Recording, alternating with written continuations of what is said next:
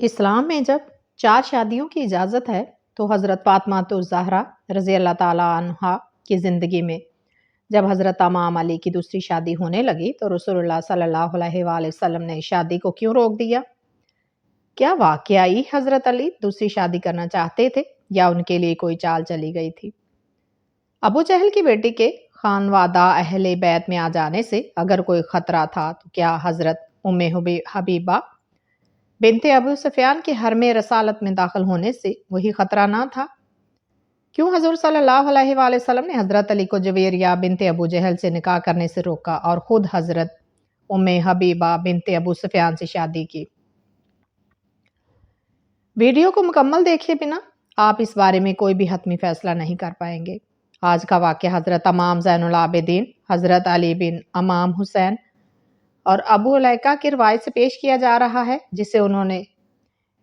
مسور بن مخرمہ سے روایت کیا ہے۔ اس کے علاوہ عبداللہ نے بھی اس اہم واقعہ کو روایت کیا ہے، جبکہ امام بخاری نے احکام و مسائل جلد اول صفحہ نمبر 314 الحدیث 5230، امام مسلم نے کتاب فضائل الصحابہ الحدیث 2449، ابو داؤد نے کتاب النکاح میں، ابن ماجہ نے بھی کتاب النکاح میں، ترمذی میں کتاب المناقب میں اور حاکم میں کتاب معرفت الصحابہ میں بہت سی سندوں سے اس واقعہ کو روایت کیا گیا ہے۔ اس واقعہ کی تفصیل کچھ اس طرح ہے۔ فتح مکہ کے فوراً بعد ابو جہل کا خاندان مسلمان ہو گیا، جس میں اس کی خوبصورت کنواری بیٹی بھی تھی۔ کچھ صحابہ نے مل کر حضرت علی کو مشورہ دیا کہ آپ ابو جہل کی بیٹی جویریہ سے شادی کر لیں۔ کچھ صحابہ نے نکاح کا پیغام جویریہ کے گھر بھیج دیا۔ ابو جہل چونکہ غزوہ بدر میں ہی جہنم واصل ہو چکا تھا، اب اس کی 14 سالہ بیٹی کی کفالت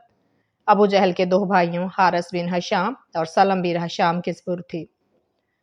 چونکہ سارا خاندان ہی فتح مکہ پر مسلمان ہو چکا تھا، یہ دونوں نکاح کا پیغام ملتے ہی نبی کریم صلی اللہ علیہ وآلہ وسلم کی بارگاہ میں حاضر ہوئے۔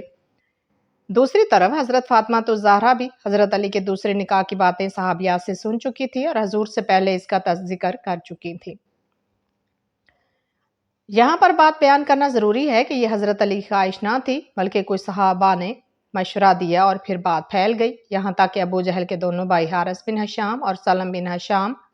اپنے بھتیجی کا رشتہ لے کر حضور اکرم صلی اللہ علیہ وآلہ وسلم کی بارگاہ میں پہنچ گئے اور اس نکاح کی اجازت طلب کی،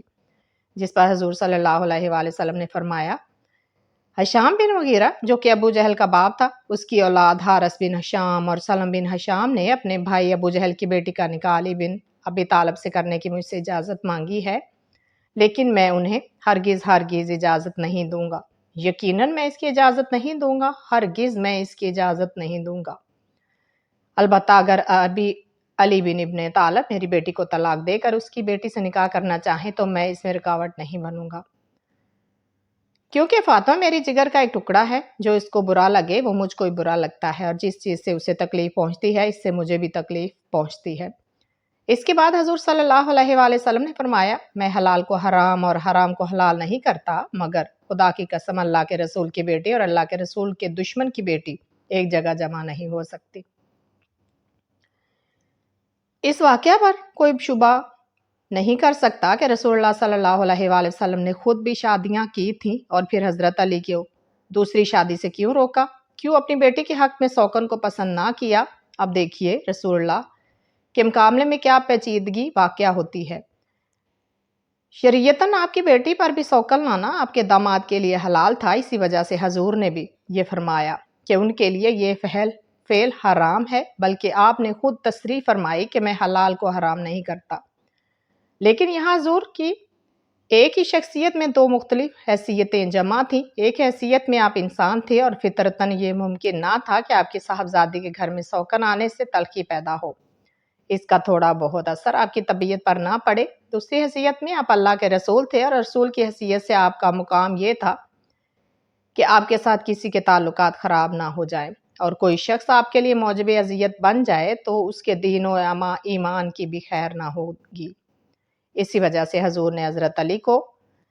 اور بنی ہشام بن مغیرہ کو بھی اس کام سے روک دیا، کیونکہ اگرچہ شریعتاً یہ حلال تھا، مگر اس کے کرنے سے یہ اندیشہ تھا کہ کیا یہ چیز حضرت علی کی دوسری بیوی اور اس کے خاندان والوں کے ایمان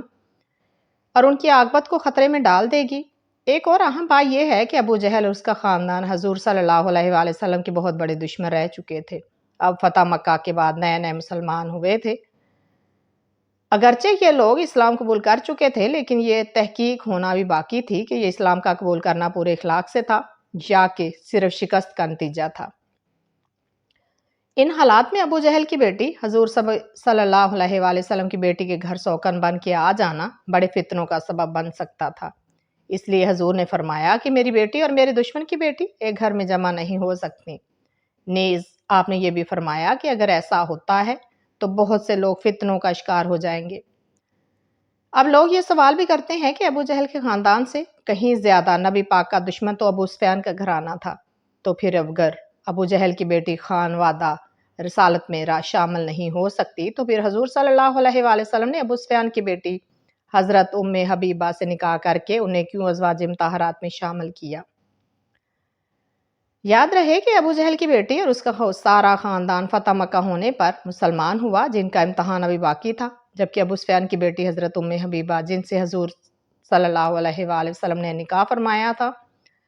وہ بہت بڑے بڑے امتحانات سے گزر چکی تھی۔ ابو سفیان کی بیٹی ہندہ بنت عتبہ، مشہور ہند جگر خوار کی لخت جگر، جس کی پھوپھی وہ عورت تھی جسے قرآن مجید میں حمالۃ الحطب کا خطاب دیا گیا تھا، جس کا نام عتبہ بن ربی نبی کریم کا بدترین دشمن تھا۔ اس خاندان سے اور اس ماحول سے نکل کر وہ حضرت حمزہ سے پہلے ہی ایمان لا چکی تھی۔ اپنے شوہر کو مسلمان کرتی ہیں، خاندان والے آپ پر بے پناہ ظلم و ستم کرتے ہیں، جس کی وجہ سے آپ حبشہ ہجرت کر جاتی ہیں۔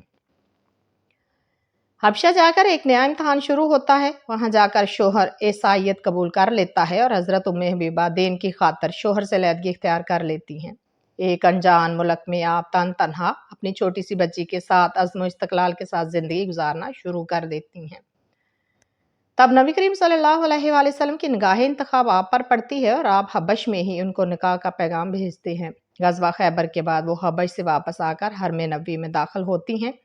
اس کے تھوڑی ہی مدت بعد قریش صلح حدیبیہ کی خلاف ورزی کے مرتکب ہوتے ہیں اور ان کو اندیشہ ہوتا ہے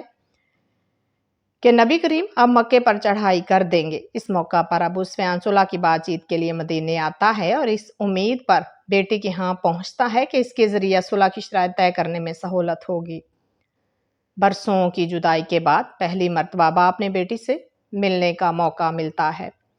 مگر جب وہ رسول اللہ صلی اللہ علیہ وآلہ وسلم کے فرش پر بیٹھنے کا ارادہ کرتا ہے تو بیٹی فوراً یہ کہہ کر فرش سے اٹھا دیتی ہے کہ رسول کے فرش پر ایک دشمن اسلام نہیں بیٹھ سکتا۔ ناظرین، ان سب باتوں کے باوجود اگر کوئی شخص حضرت ام حبیبہ کا موازنہ ابو جہل کی بیٹی جویریہ سے کرے تو ہمارے خیال میں اس سے بحث کرنا فضول ہوگا۔ البتہ جویریہ کا حضرت علی کے گھرانہ فتنوں سے خالی نہ تھا، کیونکہ یہ ابو جہل کے خاندان کی سازش بھی ہو سکتی تھی اور جن کو اسلام لایا بھی چند مہینے بھی نہ ہوئے تھے۔ اور یہ بات یاد رکھیے